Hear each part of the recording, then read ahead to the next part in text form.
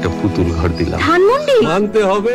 মুজিব একটি জাতির রূপকার সিনেমায় অভিনয়ের সুবাদে একসময় বাহবা কুড়ালেও পট পরিবর্তনের পর বেকায়দায় অভিনয় শিল্পীরা।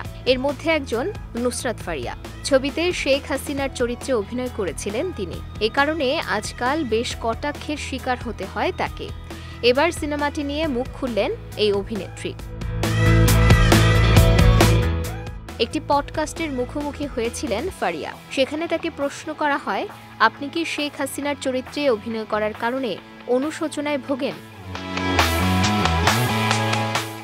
জবাবে ফারিয়া বলেন, এখানে অনুশোচনার মতো কিছুই নেই। আমরা শিল্পীরা 5:30টায় ঘুম থেকে উঠে গভীর রাত পর্যন্ত কাজ করি। এর পেছনে অনেক শারীরিক পরিশ্রম যায়।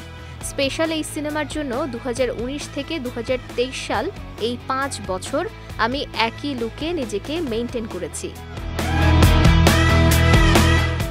অভিনেত্রীর ভাষ্য, চুলে কোনো রং করিনি, কালো চুল নিয়ে ঘুরেছি এই চরিত্রটির জন্য। একটা নির্দিষ্ট পরিমাণ শারীরিক ওজনের মধ্যে থাকতে হয়েছে।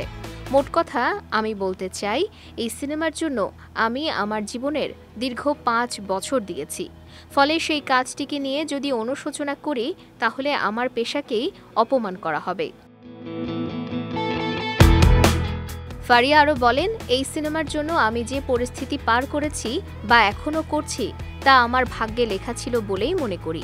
এটা খণ্ডানোর ক্ষমতা আমার ছিল না।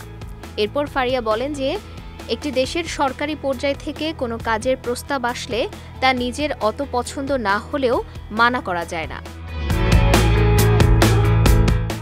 এদিকে দীর্ঘদিন পর এবার ঈদে মুক্তি পেতে যাচ্ছে নুসরাত ফারিয়া অভিনীত সিনেমা জিন 3। এতে তার সঙ্গে অভিনয় করেছেন অভিনেতা আব্দুন নূর সজল। ছবিটি নির্মাণ করেছেন কামরুজ্জামান রোমান।